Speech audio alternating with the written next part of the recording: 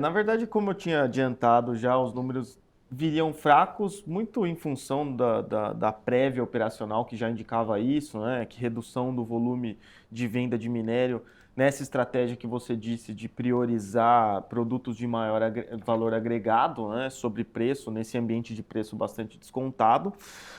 Mas os resultados eles vieram até em linha com o que o mercado estava esperando. Então eles vieram fracos mesmo. Se você olhar na comparação anual, você vai ver ali queda de 20% de receita, queda de 40% do EBITDA, que à primeira vista até dá uma assustada no investidor, mas já eram números que o mercado estava esperando, um pouco por conta dessa queda das vendas, como eu falei, mas também por conta da queda dos preços do minério. Se você olha os preços realizados lá no quarto trimestre de 2023, está falando de um minério de quase US$ 120 por tonelada, e nesse quarto trimestre de 2024, a gente está falando de um preço de um pouco mais de US$ 90 por tonelada. Então você tem uma diferença grande, né, que explica majoritariamente essa diferença aí de tanto de queda de receita como de EBITDA também. Então, esses valores eles já estavam antecipados pelo mercado, não tiveram grandes surpresas, né?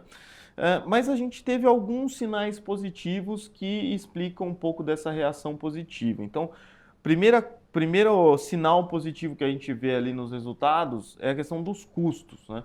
A Vale, nos últimos anos, e na verdade, nos últimos anos, ela tem enfrentado um pouco mais de problemas no sentido de volume de produção, né? Então, desde a época das barragens, que ela teve problema com isso, teve problema de licenciamento em alguns lugares, então o volume de produção afetado, o que atrapalha a diluição de custos, né? Você produz menos, isso dilui menos os seus custos.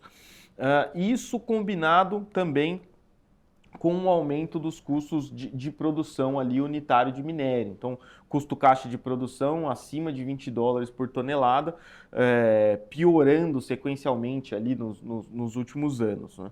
Nesse trimestre, a gente viu um custo de produção, custo caixa de produção, C1 que a companhia chama, abaixo dos US$ 19 por tonelada, uma queda de quase 10% do que a gente via ali no último trimestre do ano anterior, né? Então, mostrando que de fato ela está investindo em melhorias e essas melhorias estão trazendo resultado.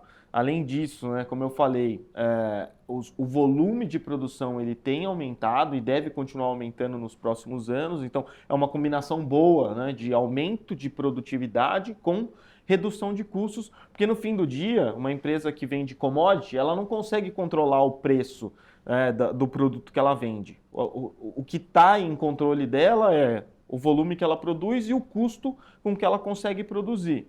Se ela conseguir segurar ou controlar essas duas variáveis, aumentar a produção e reduzir os custos, você tem uma melhora de rentabilidade importante e mais do que isso, você consegue se proteger de um ambiente de queda de preços. Então a gente sempre fala que a gente gosta da Vale, né, principalmente aqui, né, pensando numa carteira de dividendos, porque a gente vê a Vale como uma das produtoras de menor custo no mundo. Então, mesmo num cenário de minério pressionado, digamos, abaixo dos US$ 90, a Vale é uma das poucas companhias que vão conseguir sobreviver e produzir ainda gerando algum retorno, né? Até que você tenha a oferta se normalizando ali de novo, né? Porque num cenário de minério muito baixo, quem não é tão eficiente começa a fechar as portas, diminui a oferta e aí o preço volta a subir. Então, a gente gosta da Vale também um pouco por conta disso. E ela reduzindo os custos, como eu falei, já já traz uma visão mais positiva do mercado, explica um pouco dessa alta. Além disso, como você falou, tem a questão dos dividendos, né? Que o mercado até esperava dividendos, mas eles vieram um pouco acima do que o mercado estava esperando. Então, isso foi uma notícia boa. Principalmente porque o mercado ainda segue preocupado com as questões dos desembolsos da Vale, né? A renovação das ferrovias, os acordos, né, de Mariana, então isso estava um pouquinho aí pesando nos papéis por não se entender até onde isso poderia afetar os dividendos, e foi uma ótima sinalização, dividendos acima das expectativas. E por fim, a gente também teve um ajuste para baixo no guidance de CAPEX, né, que a companhia tinha para 2025. A gente teve ali uma redução substancial ali da ordem de 10%, né? Estamos falando aqui de 600 milhões de dólares de redução, que também ameniza um pouco dessas preocupações de geração de caixa e de pagamento de dividendos também, né? Então, mais uma boa notícia que talvez empurre aí a Vale para pagar bons dividendos ainda em 2025 e também, claro, né, nos próximos anos. Além dessa recompra também que você falou, né, um volume interessante aí de quase 3% do total de ações. E a gente sempre lembra, né, as recompras elas ajudam a reduzir as ações em circulação e quem continua com as suas ações acaba recebendo mais dividendos ali proporcionalmente, né? Então, algumas boas notícias, né? O resultado não veio forte, não vamos aqui, né, dourar a pílula, não foi um resultado forte, mas um resultado fraco em linha com o que o mercado já estava esperando, mas com surpresas positivas que foram essas as que eu falei, né?